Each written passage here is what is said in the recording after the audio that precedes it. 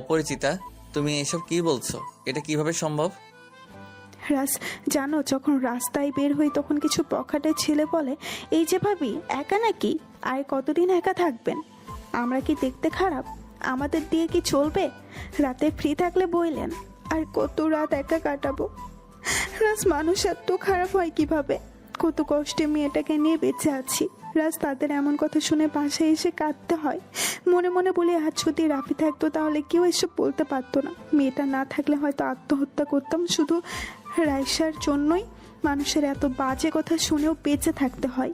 রাজ, রাইসার কিছু হয়ে গেলে আমি হয়তো বাঁচবো না। রাজ, বলো আমি কি করব? কতজনের মুখ বন্ধ করব? রাজ, তোমার কাছে কিচ্ছু চাই না, শুধু তোমার পায়ের নিচে একটু জায়গা চাই, যে একটা মেয়েকে সমাজে মাথা উঁচু করে বাঁচতে শেখায়। অপরিচিতা, আমার হাত পা যে ভালোবাসায় শেকলে আবদ্ধ, কেমনে আমি তোমায় বুকে জড়িয়ে নিব বলতে পারো? রাজ, আমি কখনো তোমার কাছে স্বামীর অধিকার চাইবো না, তবুও পাড়ায় ছেলেদের মুখে এসব বাজে কথা শুনতে পারবো না। হয় তুমি আমাকে গলা টিপে হত্যা করো, না হয় এই অপবাদ থেকে আমাকে রক্ষা করো। কি বলবো ভাবতে পারছি না।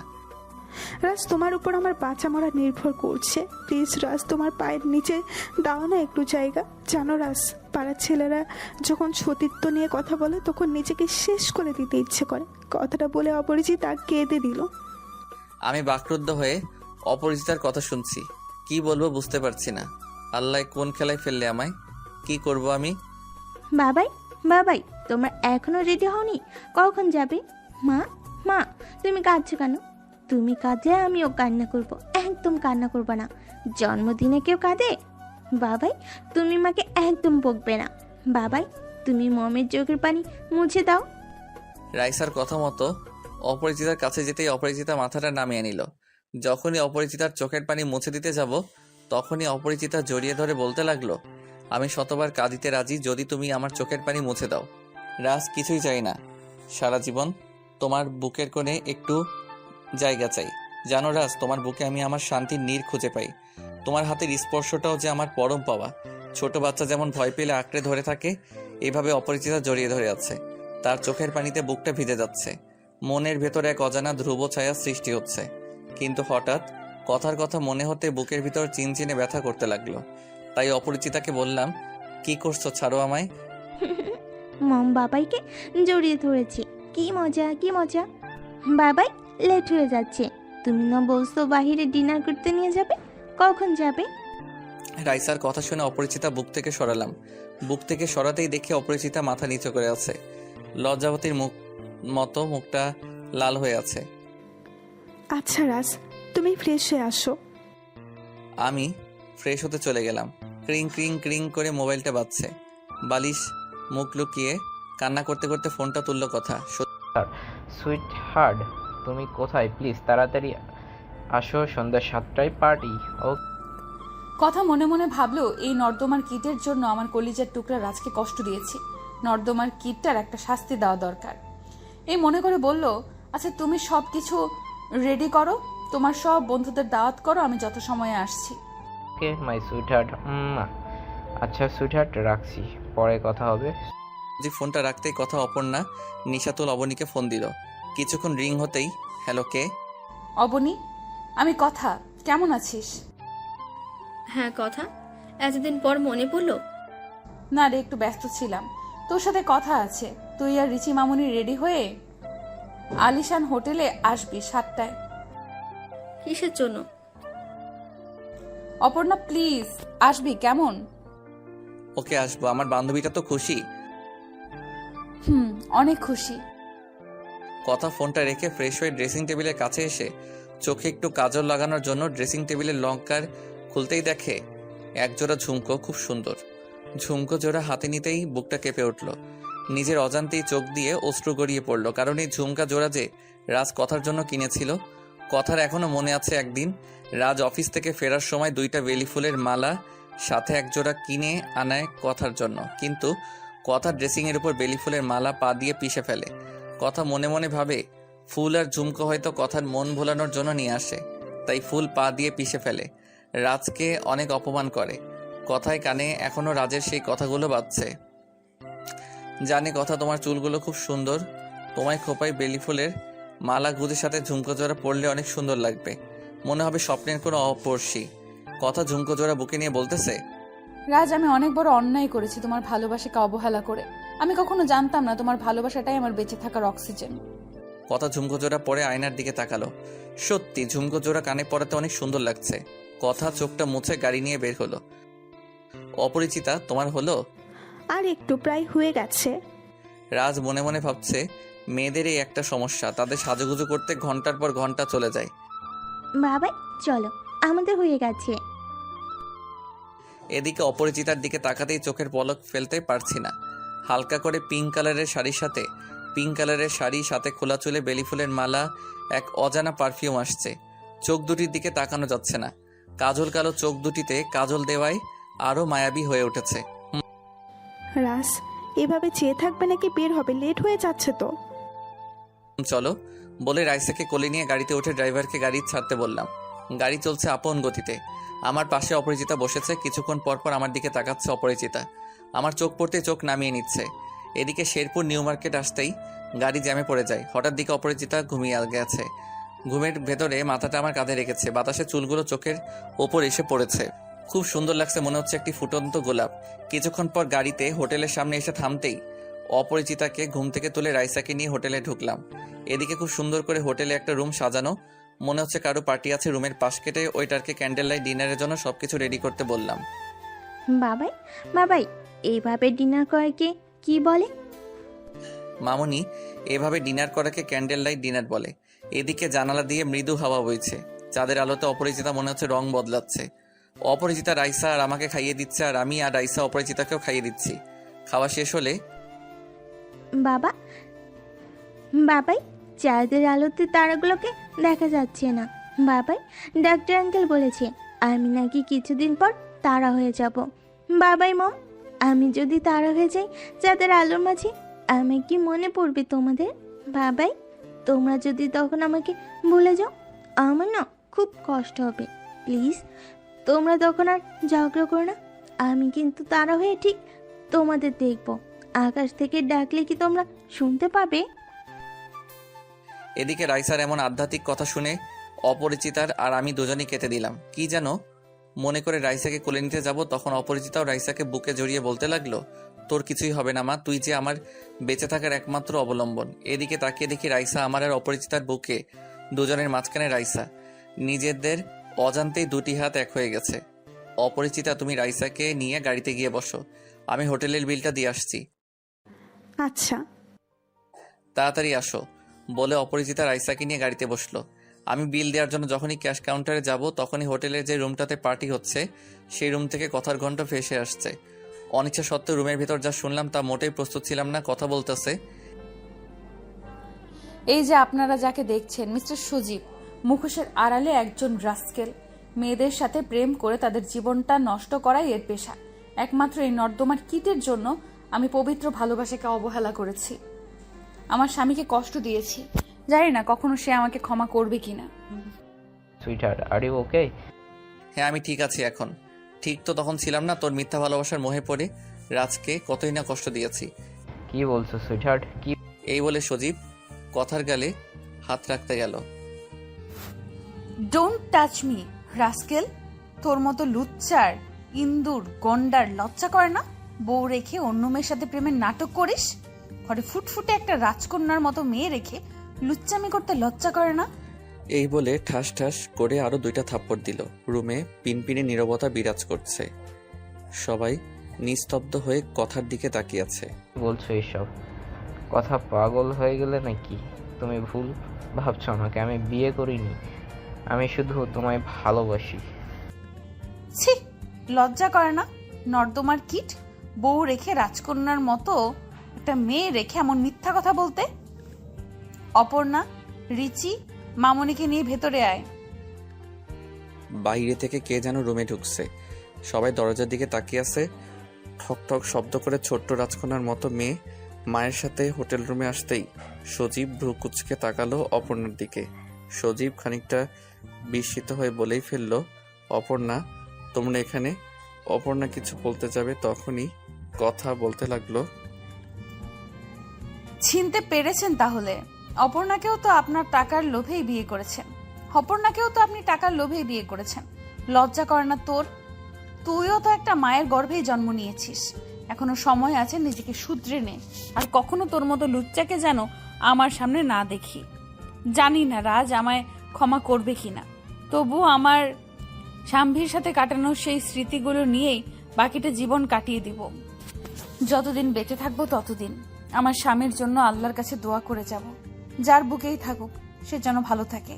সজীব, কখনো অপর্ণাকে কষ্ট দিস না, তোর কাছে অনুরোধ। কথাগুলোতে কথা। বলে শেষ করতে না করতেই দেখি সবাই হাততালি দিচ্ছে। কথা চোখ মুছতে মুছতে হোটেল রুম থেকে বের হতেই কার সাথে যেন ধাক্কা লাগলো। কথা ধাক্কা খেয়ে মাথাটা তুলে তাকাতেই কথার চোখে অশ্রুকণা এসে ভিড় করে, কারণ ধাক্কাটা রাজের সাথে লাগে। কথা কাঁপা কাঁপা কণ্ঠে বলল, আমি তোমায় দেখতে পারিনি। ব্যথা পেয়েছো? আমি তো খারাপই, তাই না? আমার স্পর্শ পাপ। যদি ব্যথা পেয়ে থাকো ক্ষমা করে দিও। রাজ মাথাটা নাড়িয়ে হ্যাঁ সূচক জবাব দিল।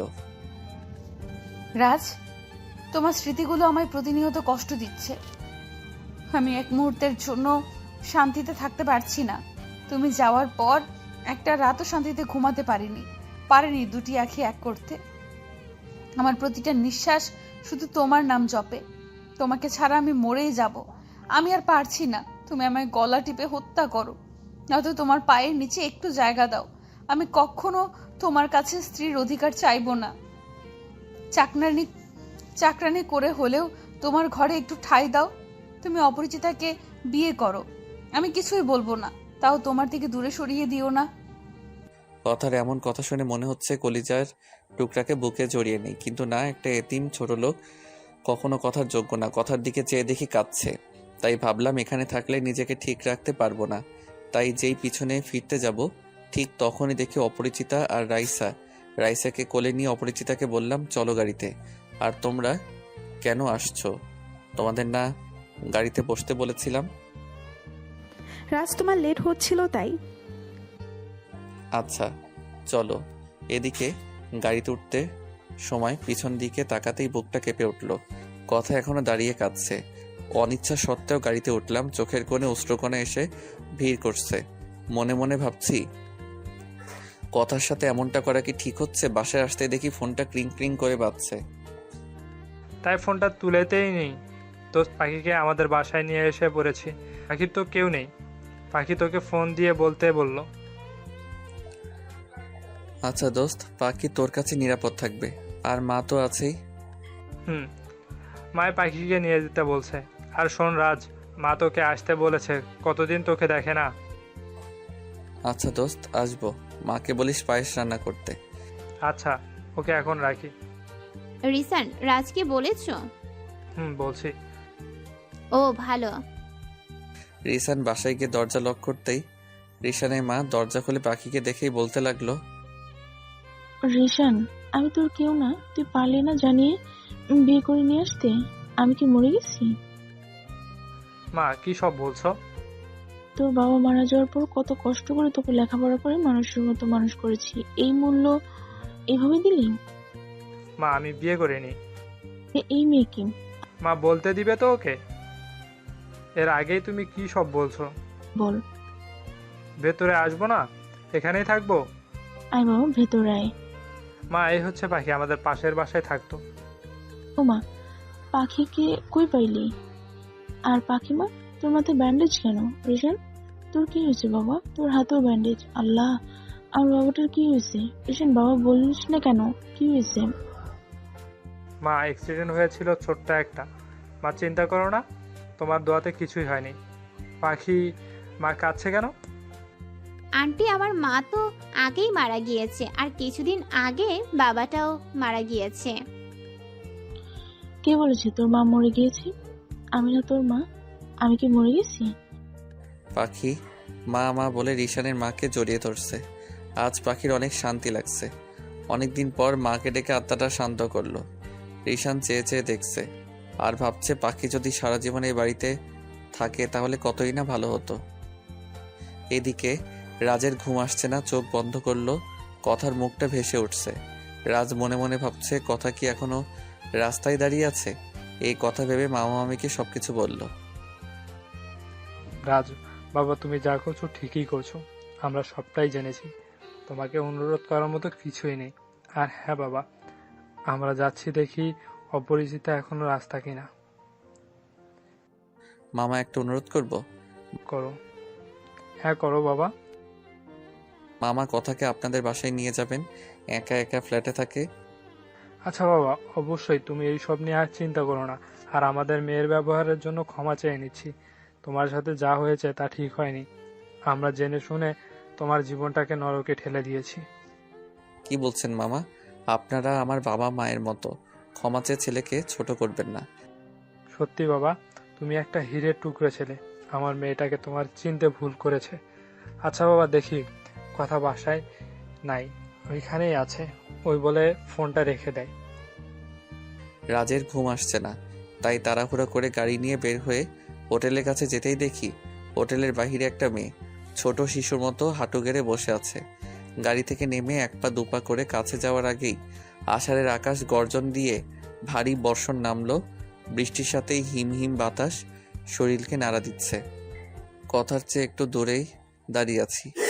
আজকের বৃষ্টির সাথে কিসের যেন আওয়াজ হচ্ছে, আর পারছি না, কলিজাটা ফেটে যাচ্ছে।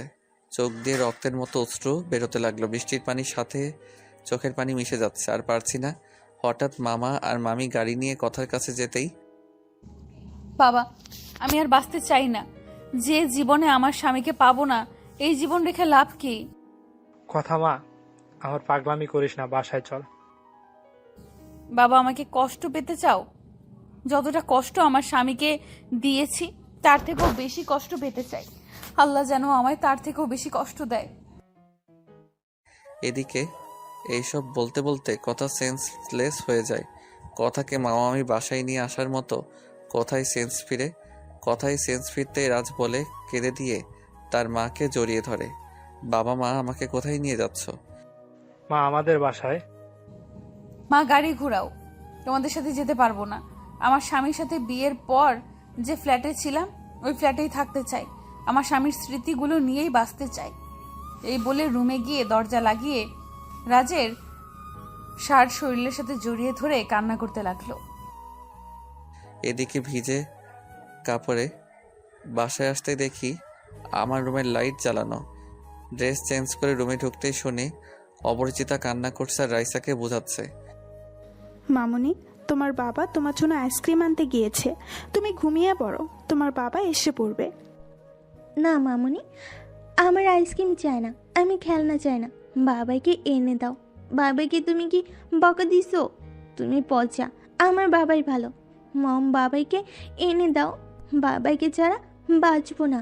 মম, বাবাইকে এনে দাও। বাবাইকে এনে দাও বলছে, আর অপরিচিতা রাইসাকে বুকে নিয়ে কান্না করছে। মনে মনে ভাবছি, আল্লাহ কোন খেলায় ফেললে আমায়, কি করব আমি? মম, বাবা এসেছে। এই বলে অপরিচিতার বুক থেকে দৌড়ে এসে আমাকে জড়িয়ে ধরে বলতে লাগলো, বাবাই কোথায় গিয়েছিল আমাকে ছেড়ে, আর কখনো কোথাও যেও না, তুমি গেলে আমি মরে যাব বলে জড়িয়ে ধরে কাঁদতে লাগলো। না মামনি, কোথাও যাব না, আমার রাজকন্যাটাকে ছেড়ে চলো, এখন ঘুমাবো। রাইসাকে বুকে নিয়ে শুয়ে আছি, মনে হচ্ছে শরীরে জ্বর আসবে। হঠাৎ কপালে কারো হাত আবিষ্কার করলাম। রাজ, তোমার গা তো জ্বরে পুড়ে যাচ্ছে। না, তুমি গিয়ে শুয়ে পড়ো না রাজ, তোমাকে এভাবে রেখে। মম, তুমি আমাদের সাথে থাকো। এদিকে অপরিচিতা মাথায় হাত বুলিয়ে দিচ্ছে, চোখ দুটি লেগে আসছে, শরীরে কাঁপুনি দিয়ে জ্বর আসছে, অনেক শীত লাগছে। হঠাৎ মনে হচ্ছে কেউ জড়িয়ে ধরে আছে শক্ত করে, কারো গরম শ্বাস প্রশ্বাস টের পাওয়া যাচ্ছে। ঘুম ঘুম চোখে তাকাতেই দেখে অপরিচিতা, মুখ দিয়ে কথা বের হচ্ছে না, শরীরে খুব জ্বর এসেছে অনুভব করতে পারছি। তবু বলতে লাগলাম, অপরিচিতা এ কি করছো, প্লিজ ছেড়ে দাও আমায়। এদিকে অপরিচিতা আরো শক্ত করে জড়িয়ে ধরে আছে, শরীরটা কাঁপুনি দিয়ে উঠছে। মনে হচ্ছে অপরিচিতার গরম নিঃশ্বাস সব আমার মুখের উপর পড়ছে। অপরিচিতাকে সরাতে গিয়েও আর সরাতে পারলাম না। মনে হচ্ছে কারোর ঠোঁট আমার ঠোঁটের সাথে মিশে যাচ্ছে। এভাবে কিছুক্ষণ থাকার পর মুখটা সরাতে গিয়েও সরাতে পারলাম না। মনে হচ্ছে আমি অন্য কোনো রাজ্যে আছি। তারপর আর কিছু মনে নেই। সেন্স ফিরতেই দেখি হসপিটালের বেডে, মাথাটা নিয়ে নড়তে পারছি না। আমি এখানে কেন? রাজ, তুমি 2 দিন সেন্সলেস ছিলে। আল্লাহর কাছে অসংখ্য শুক্রিয়া যে তোমার সেন্স ফিরেছে। হঠাৎ কারো হাতের ছোঁয়া পেলাম। মিটিমিটি নয়নে তাকাতেই দেখি রাইসা। বাবাই, তুমি 2 দিন কথা বলেন কেন জানো বাবাই? মম অনেক কান্না করেছে তোমার জন্য। বাবাই বলো আমাকে, আর মমকে ছেড়ে কোথাও যাবে না? আর মমকে কষ্ট দিও না বাবাই। মম কান্না করলে আমার খুব কষ্ট হয়। এদিকে অপরিচিতার দিকে তাকাতেই দেখি মাথা নিচু করে আছে। মনে হয় কিছু একটা বলবে। রাজ, সেদিন যা হয়েছে তার জন্য ক্ষমা প্রার্থী। আর আমি যা করেছি সব তোমাকে বাঁচানোর জন্য করেছি। তোমার শরীর ঠান্ডা হয়ে যাচ্ছিল, কোনো কিছুতেই গরম হচ্ছিল না। তাই তোমাকে বাঁচাতে তোমাকে জড়িয়ে ধরে আর ঠোঁটের সাথে ঠোঁট মেশানো ছাড়া কোনো উপায় ছিল না। আমি জানি অনেক বড় অপরাধ করেছি, প্লিজ ক্ষমা করে দিও। এছাড়া আমার হাতে আর কোনো অপশন ছিল না। আচ্ছা ঠিক আছে, তবে পরবর্তীতে এমন কিছু করো না। অপরিচিতা মাথা নিচু করে অপরাধীর ন্যায় দাঁড়িয়ে আছে, চোখ মুখ লজ্জায় লাল হয়ে আছে। বাবাই বাসে কখন যাবে? মম, ওই মম, বাবাইকে কখন বাসে নিয়ে যাবে? মামুনি, তোমার ডক্টর আঙ্কেলকে বলেই তোমার বাবাইকে বাসায় নিয়ে যাব। এদিকে ডাক্তারকে বলে যখনই রিলিজ হয়ে ডাক্তারের রুম থেকে বের হচ্ছি, হঠাৎ মামিকে দেখে বুকটা কেঁপে ওঠে। সেদিন বৃষ্টিতে ভিজে কথার কিছু হয়নি তো? এই যে নার্স, ওনারা এখানে কেন? স্যার, ওনাদের মেয়ে অসুস্থ তাই। ও আচ্ছা সিস্টার, ধন্যবাদ আপনাকে। হসপিটাল থেকে বের হয়ে গাড়িতে উঠলাম অপরিচিতা আর রাইসাকে। কিন্তু মনে হচ্ছে হসপিটালে নিজের জীবনটা রেখে এসেছি। কলিজাটা ফেটে যাচ্ছে কথার। সেদিন বৃষ্টিতে ভেজার কথা মনে পড়তেই চোখের কোণে বিন্দু বিন্দু জল এসে ভিড় করছে। ঈশান, পাখিকে তুই কি ভালোবাসিস? মা কি বলছো? পাখি আমার ভালো বন্ধু, এছাড়া আর কিচ্ছু না। রিশান বাবারে, তুই আমার সন্তান। ছেলের মুখ দেখেই বুঝতে পারি ছেলের মন কি চায়। মা তুমিও না। আচ্ছা মা, বলো তো মায়েরা এত ভালো হয় কেন? সন্তানের মুখ দেখেই সব বোঝা যায়। এদিকে লিসান আর তার মা যখন কথা বলছিল, পাখি ওয়াশরুম থেকে বের হতেই সব শুনে ফেলে। পাখি আর কিছু না বলে তার রুমে চলে যায়। কিছুক্ষণ পর রিসান, হায় পাখি, মুখটা অমন বাংলা পাঁচের মতো বানায় রাখছো কেন? না কিছু হয়নি, এমনিই ভালো লাগছে না। ও বুঝেছি, পাখির একটা সাথী লাগবে। আমাকে বললেই আমার বন্ধুটার জন্য রাজপুত্র এনে দিব। পাখি মনে মনে ভাবছে, ছেলেরা সত্যি মনের মাঝে শত কষ্ট চাপা দিয়েও হাসতে পারে। আল্লাহ তাদের অদ্ভুত এক ক্ষমতা দিয়েছে। এই কি ভাবছিস মনে মনে? না কিছু না। আমি ভাবছি তোকে প্রপোজ করবো, বউ বানাবো। রিসান, মজা করা বন্ধ করবি? আচ্ছা বাদ দে, এখন বল তোর কেমন ছেলে পছন্দ, কেমন রাজপুত্র লাগবে? আমার কোনো রাজপুত্র লাগবে না, রাজ হলেই চলবে। কথাটা বলেই জিভে কামড় দিল পাখি। কোন রাজ? না কোনো রাজ নয়, মজা করছি তোমার সাথে রিসান। পাখি প্লিজ মিথ্যা বলো না। আমি দেখতে পেয়েছি তোমার চোখ সত্য লুকাচ্ছে, প্লিজ সত্যটা বলো। হ্যাঁ রিসান, তোমাকে বলা দরকার। তাহলে শোনো, যখন তোমার সাথে এসএসসি পাশ করে বাবার সাথে শহরে এসে পড়ি, শহরে এসে একটা কলেজে ভর্তি হই। আর কলেজের প্রথম দিন নবীনবরণ অনুষ্ঠানে একটা ছেলেকে ভালো লেগে যায়।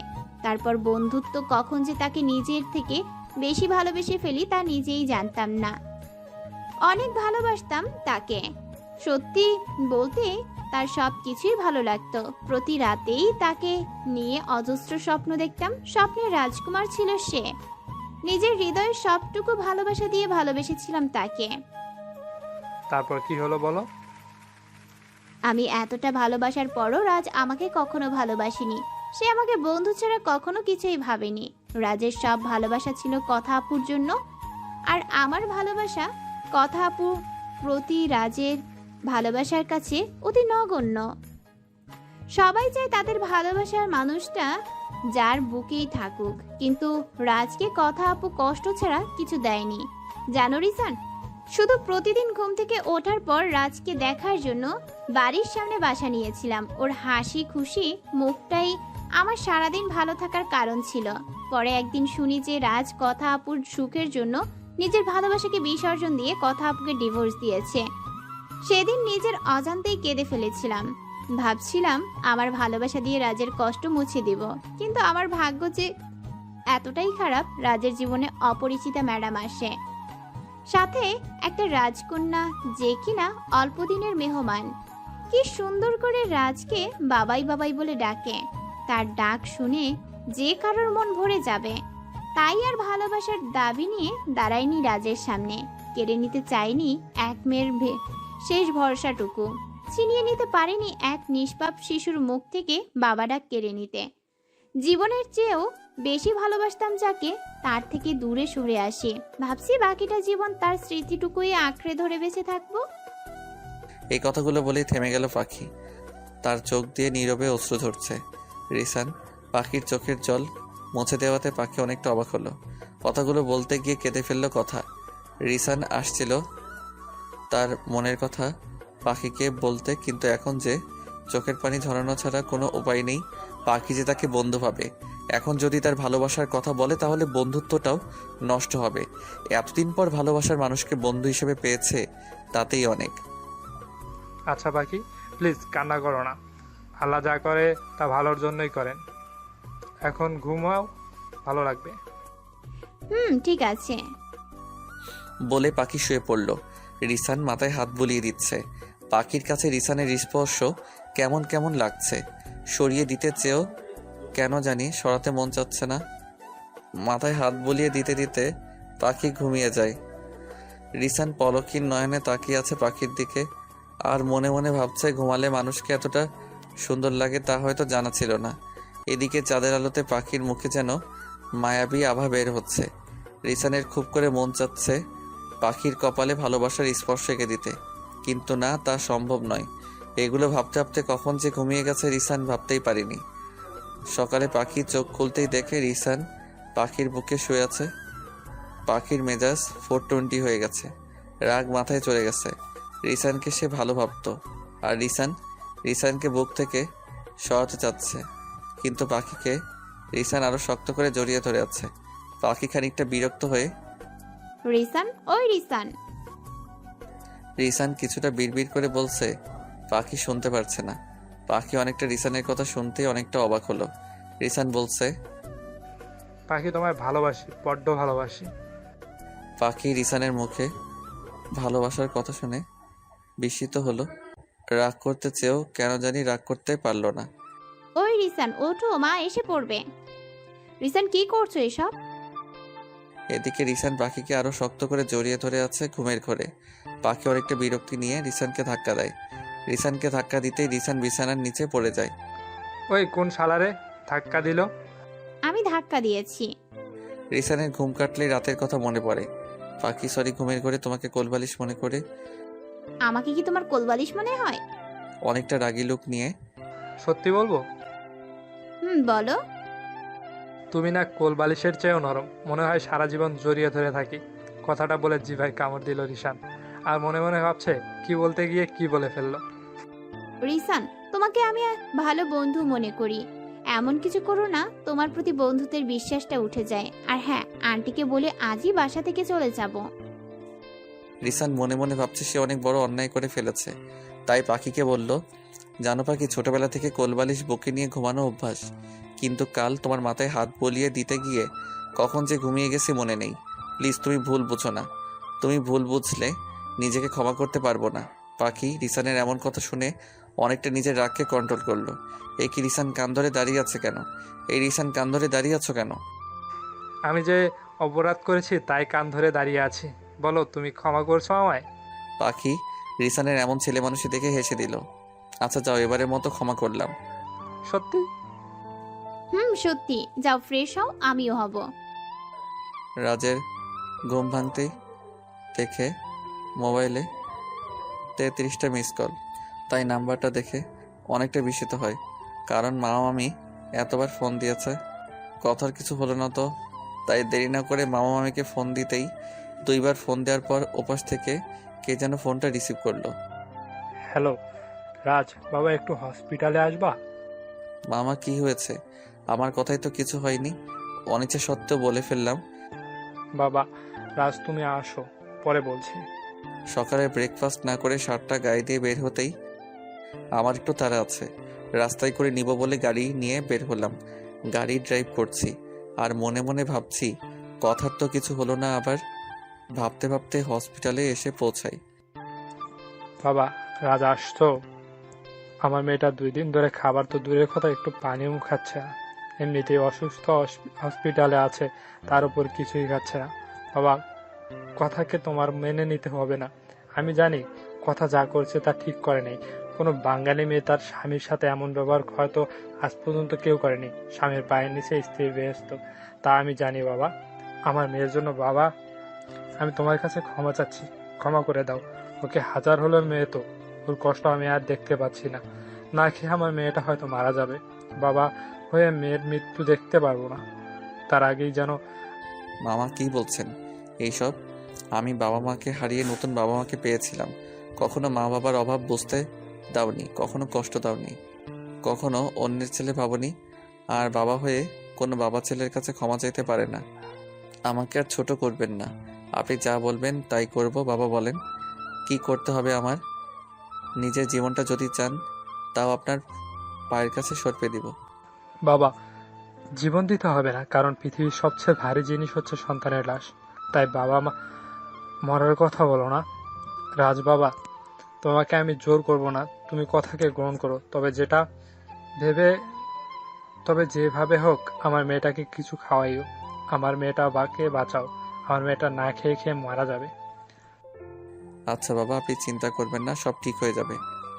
কথা কোথায়? 21 নাম্বার কেবিনে। আমি কথার কেবিনের কাছে যেতেই বুকটা হু হু করে কেঁদে উঠল। এ কেমন চেহারা করেছে, মুখটা একদম শুকিয়ে গেছে, চোখের নিচে কালো দাগ পড়ে গেছে, চুলগুলো উস্কো শুষ্কো হয়ে গেছে। চাঁদের মতো মুখটাতে মনে হচ্ছে গ্রহণ লেগেছে। মায়াবী মুখটা সন্ধ্যা তারার মতো নিভু নিভু করে জ্বলছে। মনে হচ্ছে কখন না তারাটা আড়ালে পড়ে যায়। এসব ভাবতে ভাবতে নিজের অজান্তেই চোখ দিয়ে অনবরত অশ্রু ঝরতে থাকলো। নিজের অজান্তেই কথার মাথায় হাত বোলাতে লাগলাম। চোখের পানি কথার মুখের উপর পড়ছে আর মনে মনে বলছি, কলিজার টুকরা যে তুমি, তোমার সুখের জন্যই মুক্তি দিয়েছি তোমাকে। তোমার সুখটাই যে আমার সুখ। কথার বুকের উপর একটা ডায়েরি। রাজ খানিকটা অবাক হলো, কারণ ডায়েরিটা তার লেখা। বুকের উপর শক্ত করে জড়িয়ে রেখেছে ডায়েরিটাকে। আপনি আইছেন? হ্যাঁ, তোর নামটা যেন কি? ভাইজান, তবা। ও আচ্ছা। ভাইজান, একটা কথা বলবো, যদি কিছু না মনে করেন। জি আচ্ছা, বলো। ভাইজান, আপনার সাথে অনেক অন্যায় করছে জানি, তবে তার চেয়ে বেশি নিজেকে কষ্ট দিয়েছে আপা। আপা সত্যি আপনাকে তার নিজের চেয়ে বেশি ভালোবাসে। ভাইজান, আপা তার অপরাধের শাস্তি পেয়েছে জানেন ভাইয়া। আপনাকে কখনো কোনোদিন নামাজ পড়তে দেখিনি, কিন্তু এখন ভাইয়া 5 ওয়াক্ত নামাজ পড়ে, নিজের জন্য কিছু চায় না, সব আপনার জন্যই চায়। একটা রাতও আপা মনিকে ঘুমাতে দেখিনি। আপনার শার্টটা বুকে জড়িয়ে কাঁদতো। যদি খেতে বলতাম তাহলে বলতো নিজের জীবন ছেড়ে চলে গিয়েছে, বেঁচে থেকে লাভ কি, আত্মহত্যা করতে তো পারবো না, এটা মহাপাপ, তাই নিজের পাপের শাস্তি নিজেকেই দিতেছি। ভাইজান, আপা মনে বলতো, তবা আমার স্বামী আমাকে ক্ষমা করবে না, আমার কলিজার টুকরা রাজকে ছাড়া বাঁচবো। আমি যে আমার কলিজার টুকরাকে অনেক কষ্ট দিয়েছি, ক্ষমা যদি না করে অন্য কাউকে বিয়ে করে নেয়, কিভাবে বাঁচবো বল তবা, বল আমায়। আচ্ছা তবা, জানিস প্রতি রাতে স্বপ্ন দেখি রাজ আমাকে মেনে নিয়েছে, আমার ঘরে কি ফুটফুটে একটা ছেলে এসছে, নাম কাব্য, ঠিক রাজের মতোই, কি সুন্দর করে আমাদের দুজনকে মা বাবাই বলে ডাকে। কিন্তু সকালে ঘুম ভাঙতেই দেখি রাজ আমার বুকে নেই। জানিস তবা, যখন আমার নিঃশ্বাস নিতে কষ্ট হয় তবে আমার জীবনটার জন্য দোয়া করিস। ভাইজান, আপামনি আপনাকে অনেক ভালোবাসে, নামাজে বসে বসে আপনার জন্য কাঁদে। আপনি আর এদিকে তোবার মুখে কথার ব্যাপারে এসব কথা শুনে কলিজাটা ফেটে যাচ্ছে। চোখের জল আর আটকাতে পারছি না। আপনি কাঁদছেন কেন? না কাঁদছি না তো, চোখে ময়লা গিয়েছে। বাসা যেতে হবে। মাকা, আমি আসি, আপামনিকে কষ্ট দেন না। এদিকে তোবা চলে যাওয়ার পর কথার দিকে এক নজরে চেয়ে আছি। হঠাৎ দেখি কথা আস্তে আস্তে চোখ খুলছে, তাই তাড়াতাড়ি চোখের জল মুছে কথার কাছ থেকে দূরে গিয়ে দাঁড়ালাম। তুমি আসছো? কি শুরু করছো খাওয়া দাওয়া বাদ দিয়ে? প্লিজ খেয়ে নাও। আমাকে ক্ষমা করে বুকে টেনে নেবে কি? জানো রাজ, তোমাকে একটা বার বুকে জড়িয়ে নেওয়ার জন্য বুকটা ফেটে যাচ্ছে। তুমি যাকে ইচ্ছে বিয়ে করতে পারো, তবে একটি বার আমায় শক্ত করে জড়িয়ে ধরবে। কি বলছেন এসব? আপনি কোনো অপরাধ করেননি, আর অপরাধ নিজের অজান্তে করলেও ক্ষমা করে দিয়েছি। এখন একটা অনুরোধ করব, রাখবে? অনুরোধ নয়, বলো আদেশ। তুমি আমার জীবন চাইলে হাসতে হাসতেও দিয়ে দিব। তুমি আমার জীবন চাইলেও হাসতে হাসতে দিয়ে দিব। একটা মেয়ের কাছে স্বামী যে সব। তাহলে সময় মতো খেয়ে নিবে, এটা অনুরোধ। আচ্ছা, তুমি বলছো না খেতে মন চাইলেও খাবো। স্বামীর কোনো আদেশ পালন না করতে পারলেও এটা তো করতে পারবো। তোমাকে একটা অনুরোধ করব। করো। আমাকে খাইয়ে দিবে? খুব ইচ্ছে করছে তোমার হাতে খেতে। আচ্ছা, এই বলে খাইয়ে দিচ্ছি। কথা খাবার খাচ্ছে আর কাঁদছে। এমন দৃশ্য দেখে নিজেকে ঠিক রাখতে পারছি না। মনে হচ্ছে কথাকে শক্ত করে জড়িয়ে ধরে বলি তোমাকে ছেড়ে কোথাও যাব না, কিন্তু না, তা তো এখন সম্ভব নয়। তুমি কাঁদছো কেন? না, কাঁদছি না তো। হঠাৎ পকেটের ফোনটা ক্রিং ক্রিং করে বাজছে। ফোনটা ধরতেই মনে হচ্ছে ওপাশ থেকে কেউ কাঁদছে। হ্যালো অপরিচিতা, কাঁদছো কেন? রাজ, আমার বেঁচে থাকার শেষ অবলম্বনটাও মনে হয় হারিয়ে ফেললাম। কি হয়েছে বলবে তো? অপরিচিতা কাঁদতে কাঁদতে বলতে লাগলো। রাজ, রাইসা কথা বলছে না। রাজ, আমার কলেজের টুকরাটার কিছু হয়ে গেলে আমি বাঁচবো না। রাজ প্লিজ, তুমি কোথায়? প্লিজ আসো একটু বাসায়। হাসপাতাল থেকে বের হতেই কথার সেই রহস্যময় চাহনি, মনে হচ্ছে তার চাহনি আমায় বলে দিচ্ছে, রাজ তুমি আমাকে ছেড়ে যেও না, কিন্তু আমাকে যে যেতেই হবে। মহারানীটার কিছু হলে যে আমিও বাঁচব না। সিএনজি করে বাসায় আসতে দেখি অপরিচিতা রাইসাকে বুকে নিয়ে নীরবে অশ্রু ঝরাচ্ছে। অপরিচিতা, রাইসার কি হয়েছে?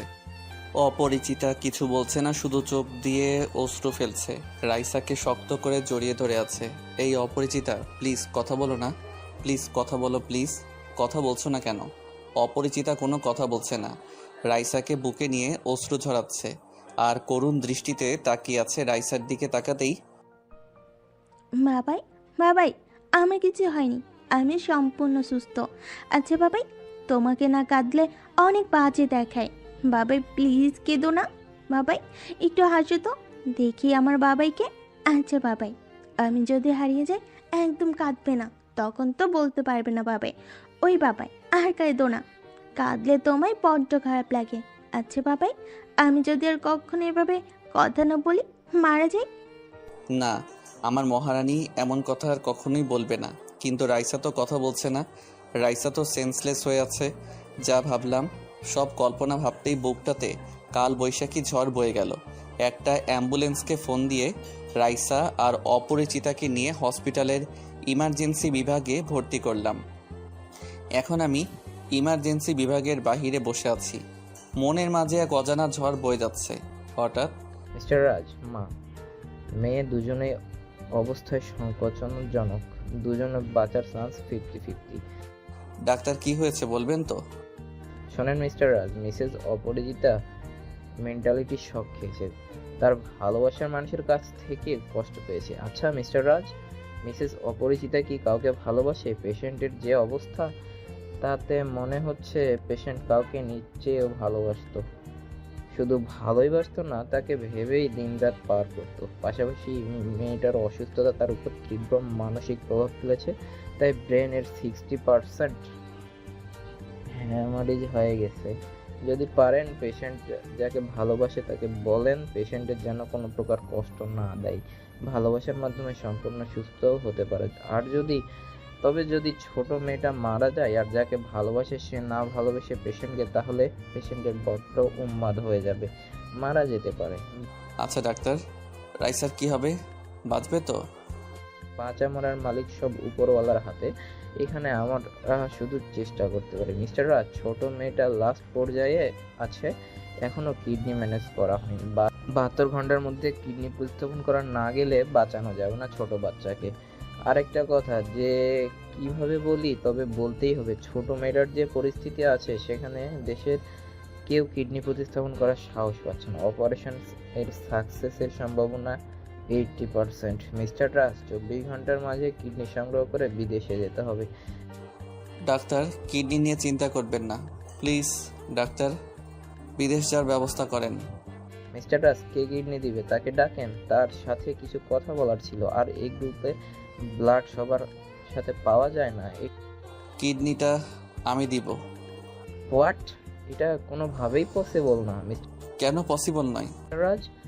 আপনি যে অসুস্থ প্রতি মাসে হসপিটালে আসেন, আপনার সব রিপোর্ট দেখছি। মিস্টার রাজ, ক্ষমা করবেন, আমরা ডাক্তার মানুষকে বাঁচাই, একজনকে বাঁচাতে কাউকে মৃত্যুর মুখে ঠেলে দিতে পারি না। Please doctor, no more question. Raisa is my heart. Okay mister Raj. Mister Raj, আপনার জন্য একটা খুশির সংবাদ আছে। খুশির সংবাদ? তাও আমার জন্য? এই মাত্র খবর পেলাম আমেরিকায় এক ডাক্তার আসছেন আজকের রাতের ফ্লাইটে বাংলাদেশে। তিনি সার্জারি বিশেষজ্ঞ। আশা করি তাকে যদি রিকোয়েস্ট করেন তাহলে রাইসার অপারেশন করতে পারে। আর যদি তিনি রাজি হন তাহলে বিদেশে যেতে হবে না। এই নেন ডাক্তারের ভিজিটিং কার্ড। ডাক্তারের কাছ থেকে কার্ডটা নিয়ে দেখলাম কার্ডে একটা ঠিকানা দেয়া, মিস সাথী, MBS সার্জারি বিশেষজ্ঞ, আমেরিকা, ঢাকা অ্যাপোলো হাসপাতাল। কার্ডটা দেখে পকেটে রেখে দিলাম। ভাবলাম অপরিচিতাকে দেখে যাই। এদিকে অপরিচিতার কেবিনে যেতেই বুকটা কেমন করে উঠল। আস্তে আস্তে অপরিচিতার মাথার কাছে গিয়ে দাঁড়ালাম। কাছে গিয়ে দাঁড়াতেই দেখি অপরিচিতার মিটিমিটি করে তাকাচ্ছে, চোখ দিয়ে অঝরে পানি পড়ছে। মনে হচ্ছে চোখের ইশারায় উঠে বসতে চাচ্ছে। তাই অপরিচিতাকে উঠিয়ে বসতে দিলাম। কাছে বসে আছে, মাথায় আলতো করে নিজের অজান্তেই হাত বুলিয়ে দিচ্ছি। তুমি চিন্তা করো না, আর প্লিজ কেঁদো না, রাইসার কিছুই হবে না। এই বলে চোখটা মুছে দিতেই অপরিচিতা জড়িয়ে ধরে আছে আমায়। সরাতে পারছি না। অপরিচিতা কিছু বলছেও না, শুধু চোখের জলে শার্টটা ভিজিয়ে ফেলছে। ছাড়িয়ে দিতে যাওয়ায় আরও শক্ত করে জড়িয়ে ধরে আছে। এমন সময় ডাক্তারের কথাগুলো মনে পড়ছে। মিস্টার রাজ অপরিচিতা কাউকে নিজের থেকেও বেশি ভালোবাসে, আর তার দিবানিশির ভাবনায় সেই মানুষটাই থাকে। আর যদি কোনোভাবে সেই মানুষটাকে হারিয়ে ফেলে, সাথে নিজের মেয়ের এমন অবস্থা, তাহলে যে কোনো সময় একটা অ্যাক্সিডেন্ট হয়ে যেতে পারে। কথাগুলো ভাবতেই মাথায় বাজ ভেঙে পড়ল। একদিকে কথার ভালোবাসা, অন্যদিকে অপরিচিতা। আল্লাহ কোন খেলায় ফেললে আমায়। এসব ভাবতে ভাবতে কখন যে চোখ দুটি ঝাপসা হয়ে এলো। অপরিচিতাকে দেখি বুকেই ঘুমিয়ে গেছে। অপরিচিতাকে বেডে শুয়ে দিয়ে আইসিইউর দিকে চোখ যায়। আইসিইউর রুমের গ্লাসটা দিয়ে ভেতরে তাকাতেই দেখি ছোট্ট একটা পরীর মুখে অক্সিজেন মাস্ক লাগিয়ে রাখছে। সন্ধ্যা তারাটা সম্পূর্ণ আকাশটা আলোকিত করে মিটিমিটি জ্বলছে। কি সুন্দর মায়াবী মুখটার উপর একটা অন্ধকার ছায়া পড়ে আছে। কখন যে তারাটা নিভে যাবে ভাবতে পারছি না। হঠাৎ বাবাই, আবারও তুমি কাঁদছো কেন? এইসব মনে পড়লেই চোখ ঝাপসা হয়ে এলো। কলিজাটা মনে হয় আইসিইউর ভেতরে বদ্ধ করে রাখছে। যেভাবেই হোক নিজের জীবন দিয়ে হলেও ফুলের মতো পবিত্র জীবনটাকে বাঁচাতে হবে। সকালবেলা হালকা কিছু খেয়ে কার্ডটা অনুযায়ী সেই ঠিকানা অনুযায়ী বসে আছি। কিছুক্ষণ পর একটা মেয়ে এসে বলল, ম্যাডাম আপনাকে যেতে বলল। ম্যাডাম আসতে পারি? জি আসেন। কথাটা বলে বিস্ময়ের দৃষ্টিতে তাকালো। আপনি? আপনাকে দেখে মনে হচ্ছে কোথাও যেন দেখেছি। দেখবেন হয়তো। আচ্ছা, আপনাকে হয়তো মেডিকেল কলেজের সামনে দেখেছিলাম 4 বছর আগে। আপনার জন্যই আমি সাথী আজ এই অবস্থায়। সেদিন যদি আপনি হসপিটালে ঠিক টাইমে নিয়ে রক্ত না দিতেন তাহলে হয়তো ডাক্তার সাথী মাটির সাথে মিশে যেত। ম্যাডাম কি বলছেন? এসব আমার কর্তব্য ছিল আপনাকে নিয়ে যাওয়া। তা কিভাবে সেবা করতে পারি আমি তোমার? ম্যাডাম আপনাকে একটা অনুরোধ করব। তুমি করে বললে খুশি হব। আর অনুরোধ নয়, বলতে পারো আদেশ, কারণ জীবনটা যে তোমারই দেওয়া। না, জীবন দেওয়ার মালিক আল্লাহ। আমি শুধু মানুষ হিসেবে আরেকটা মানুষের বিপদে সাহায্য করেছি। হয়েছে, তোমার সাথে কথায় পারবো না, বলো কি করতে পারি। এই যে টেস্ট, আমার কলিজার টুকরা রাইসাকে। কালকে আমাকে ডাক্তার আবির ইনফর্ম করেছিল যে সেটা যে তুমি হবে তা ভাবতেই পারিনি। আচ্ছা চিন্তা করো না, কিছু হবে না। তোমার কলিজার টুকরো মেয়েটা তো আমার মেয়ের মতোই। তবে কিডনি কে দেবে? ম্যাডাম আমি দিব। আবারও ম্যাডাম? শোনো, তোমার টেস্ট করেছো কিছু? এই নেন বলে রিপোর্টগুলো সব দিলাম। ডাক্তার ম্যাডামের মুখটা এক মুহূর্তের মাঝে অন্ধকারাচ্ছন্ন হয়ে গেল। রাজ, ক্ষমা করবে আমায়, আমি এই অপারেশন করতে পারবো না। কেন পারবে না? রাজ, আমি একজনকে বাঁচাতে অন্যজনকে জেনে শুনে মৃত্যুর মুখে ঠেলে দিতে পারতাম না। প্লিজ, অনেক আশা নিয়ে আসছি। রাজ, ক্ষমা করবে আমায়। ম্যাডাম আপনার পায়ে পড়ি, প্লিজ আমার মেয়েটাকে বাঁচান।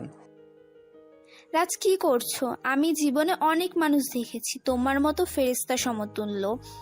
রাজ, আমি আমার জীবনের সেরা অপারেশনটা হয়তো কালকেই করতে যাব। এদিকে রুম থেকে বের হতেই ক্রিং ক্রিং করে ফোনটা বাজছে। হ্যালো বাবা, তুমি কোথায়? মামা, আমি একটু বাইরে আছি। রাজ, বাবা কথা পাগলামো করছে, একটু বাসায় আসবে? আসছি। দরজায় দাঁড়িয়ে আছি। মামি বলল তোরে যেতে। তাই দরজা খুলে ভেতরে যেতেই দেখি কেউ একজন মোনাজাতে বলছে, আল্লাহ, সেই ছোটবেলা থেকে এই গুনাহগার বান্দি তোমার কাছে কিচ্ছু চাইনি। আল্লাহ, হে পরওয়ারদিগার রহিম রহমান, তোমার কাছে ফরিয়াদ আমার স্বামীটাকে যেন সব সময় ভালো থাকে। আল্লাহ, জীবন মরণ বিয়ে শাদী সবকিছু তোমার পক্ষ থেকে আসে। আল্লাহ, তোমার কাছে একটাই চাওয়া, আমার স্বামীর বুকেই যেন মরতে পারি। আল্লাহ, কবুল কবুল কবুল 3টা শব্দ বলে তোমার পবিত্র কালেমাকে সাক্ষী রেখে বিয়ে করেছি। আল্লাহ, আমার স্বামীকে ছাড়া আমি বাঁচবো না, তার পদতলে আমার একটু জায়গা করে দাও। আমি অপরাধী আল্লাহ, আমার হায়ারটুকু আমার স্বামীকে দিয়ে দাও, তাও তাকে ছাড়া আর বাঁচতে পারবো না। আল্লাহ, দাও না আমার স্বামীকে বুকে একটু জায়গা করে দাও। আমিন। নামাজ পড়ে শেষ করে তাকাতেই কথা আমায় দেখতে পারে। চোখ দুটি মুছে বলতে লাগলো, রাজ তুমি নাকি কিডনি দিতে চাচ্ছ? ডাক্তার আবির আমাকে সব বলেছে। জীবন, আমি তোমার কিছু হলে আমি বাঁচবো না। প্লিজ, তুমি নিজের মৃত্যু জেনেও এমন কিছু করো না। বলো, তোমায় ছাড়া কেমনে বাঁচবো? তুমি চলে যাওয়ার পর প্রতিটা মুহূর্ত তোমার স্মৃতি নিয়ে কিভাবে বেঁচে আছি তা আল্লাহ জানে। রাজ, আমি আর পারছি না। তুমি যাওয়ার পর একটা রাতও ঘুমাতে পারি নাই। প্রতি রাতে তাহাজ্জুদের নামাজ পড়ে মোনাজাতে তোমার পায়ের নিচে একটু জায়গা আল্লাহর কাছে চাইতাম। তোমার ডায়েরিটা বুকের মাঝে জড়িয়ে ধরে ঘুমাতাম। আজ আমাকে গলা টিপে মেরে ফেলো, নয়তো বুকে টেনে নাও। কথা আমাকে ক্ষমা করে দাও, আমি আসি। এই বলে বের হতে পা বাড়াতে পারছি না, পাটা কে জানি ধরে আছে। নিচের দিকে তাকাতেই দেখি কথা পা ঝাপটে ধরে বলছে, আমাকে ছেড়ে যেও না, আমি মরেই যাব জীবন। বলে কিভাবে বাঁচবো তোমাকে ছাড়া? আমাকে গলা টিপে মেরে ফেলো, তারপরও আমার লাশের উপর দিয়ে যাও। কথার মুখে এমন কথা শুনে নিজেকে ঠিক রাখতে পারলাম না। বুক ফেটে কান্না আসছে। টান দিয়ে পা থেকে তুলে বুকে জড়িয়ে নিলাম। মনে হচ্ছে দেহে প্রাণ ফিরে এলো। এদিকে কথা শক্ত করে জড়িয়ে ধরে আছে, চোখ দিয়ে অঝরে পানি পড়ছে। কথা ছাড়ো, এবার আর কোথাও যাব না আমার জীবনটাকে ছেড়ে। এই কথা কি হলো? কথা বলো। চোখ বন্ধ করে আছো কেন? চোখ খুলো প্লিজ। এই দেখো তোমাকে বুকে নিয়েছি, আর কখনো ছেড়ে যাব না। প্লিজ কথা বলো, তুমি না আমার জীবন। কথা বলো, আর কষ্ট দিব না। এই যে কান ধরছে, আর কখনো তোমায় কষ্ট দিব না। তবু একটিবার তাকাও আমার দিকে। মামা, মামা অ্যাম্বুলেন্স ডাকেন প্লিজ। এদিকে অ্যাম্বুলেন্স করে কথাকে নিয়ে যাচ্ছি। বুকটা কষ্টে ফেটে যাচ্ছে, চোখের পানিগুলো কথার মুখের উপর টপ টপ করে পড়ছে। কথাকে নিয়েই আইসিইউ অ্যাডমিট করলো।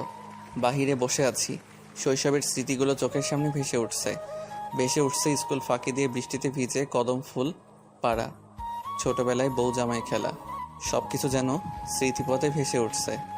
অজানা এক ভয় মনের মাঝে কাজ করছে। বাবা, এভাবে কাণ্ড করলে কি কথা ভালো হবে? তোমাকে না শক্ত হতে হবে, তুমিই ভেঙে পড়েছো। মামা কি করবো বলেন? কথাকে ছাড়া যে কিছু ভাবতে পারি না। বাবা, আল্লাহকে ডাকো, আর এভাবে বাচ্চা ছেলের মতো কান্না করো না। মিস্টার রাজ, রুগীর আপনি কি লাগেন? কি বলবো ভাবতে পারছি না। কথা তো আমার কাছে ডিভোর্স চেয়েছিল, আমি তো কথাকে ডিভোর্সও দিয়েছিলাম। না, কথা তো পরে ডিভোর্স পেপার ছিঁড়ে ফেলেছে। এই যে মিস্টার রাজ, কোথায় হারিয়ে গেলেন? পেশেন্ট আপনার কি লাগে? যে আইসিইউ শুয়ে আছে সে হচ্ছে মিমেন্স রাজ, আমার স্ত্রী। শোনেন তাহলে, আপনার স্ত্রীর অবস্থা খুবই সংকটজনক। কিছু টেস্টের রিপোর্ট এসেছে, বাকিগুলো আসলে বলতে পারবো যে বাঁচবে কি মরবে। প্লিজ ডাক্তার, এমন কথা বলবেন না। তোকে ছাড়া যে আমি বাঁচবো না। রাজ, পেশেন্টকে বাঁচানোর আমাদের প্রথম কর্তব্য। রাজ কি করবে বলেন? আপনার স্ত্রী ব্রেন স্ট্রোক করেছে, সম্ভবত ঠিক মতো খায়নি, ঘুমায়নি, তার পাশাপাশি ডিপ্রেশন কাজ করছে। ডাক্তার যেভাবে হোক কথার যেন কিছু না হয়, তাহলে নিজেকে কখনো ক্ষমা করতে পারবো না। রাজ, আপনাকে একটা কথা বলবো। স্যার বলেন। মিস্টার রাজ, যদিও পারিবারিক বিষয়ে কথা না বলাই উচিত, তবে পেশেন্টের সব দিক বিবেচনা করে বলতেই হয়। আপনি কি আপনার স্ত্রীকে মানসিক টর্চার করেন? মানসিক টর্চারের জন্য ব্রেন স্ট্রোক হয়। ডাক্তার, আমার কলিজার টুকরাটাকে অনেক কষ্ট দিয়েছি, অনেক কাঁদিয়েছি। প্লিজ যেভাবেই হোক ওকে বাঁচান, নইলে নিজেকে ক্ষমা করতে পারবো না। রাজ, আল্লাহকে ডাকেন, আমরা আমাদের দায়িত্ব পালন করব। ডাক্তার চলে যাওয়ার পর ক্রিং ক্রিং করে ফোনটা বাজছে। অনেকটা সংশয় নিয়ে ফোনটা ধরলাম। হ্যালো রাজ, তুমি কোথায়? জি ম্যাডাম, আমি হসপিটালে আছি। রাজ, তুমি আমার ডেস্কে আসো। আসছি। আসতে পারি ম্যাডাম? রাজ আসো, বসো এখানে। আর আমি আবারও বলছি, আমাকে তুমি করে বলবা। আচ্ছা ঠিক আছে। রাইসার অপারেশনের সবকিছু রেডি হয়ে গেছে, আর 4 ঘন্টা পরে অপারেশন। আচ্ছা, আপনি সবকিছু রেডি করেন। আবারও আপনি? আচ্ছা, তুমি অপারেশনের সবকিছু রেডি করো। রাজ, তোমার এখানে একটা সাইন লাগবে। আচ্ছা দাও, করে দিচ্ছি। রাজ, সাইন করে দিলে? একবারও তো পড়লেও না। জানো রাজ, কাগজটাতে কি লেখা আছে? তুমি সজ্ঞানে কিডনি দিতে ইচ্ছা করেছো। অপারেশনে তোমার মৃত্যু হলেও কেউ দায়ী না। মুচকি এসে বললাম, কিছু পেতে হলে কিছু দিতে হয়। রাজ, তোমাকে যতই দেখছি ততই অবাক হচ্ছি। ম্যাডাম, রাইসের সেন্স ফিরেছে। আচ্ছা তুমি যাও। রাজ, তুমি আমার সাথে আসো। রাইসার কেবিনে যেতেই মনটা কেমন করে উঠলো। অনেক শুকিয়ে গেছে মেয়েটা। বাবাই, ও বাবাই, মম কোথায়? আর তুমি পয়সা আমাকে কেন বাসে নিয়ে যাও না? আমার এখানে দম বন্ধ হয়ে আসে, মনে হয় মরে যাব। মামুনি, মা আমার মরার কথা মুখে আনবে না। বাবাই, ওই বাবাই, আমি মরে গেলে মমকে কষ্ট দিও না। মম তোমায় অনেক ভালোবাসে জানো বাবাই। তুমি সেদিন চলে গেলে মম আমাকে বুকে নিয়ে অনেক কান্না করেছে। তোমার ছবি বুকে নিয়ে মম কান্না করে। বাবাই, আমি মরে গেলে একদম ঝগড়া করবে না, মমকে এত এত ভালোবাসবে। বাবাই, তুমি কাঁদছো কেন? তুমি কাঁদলে আমার যে আরো কান্না আসে।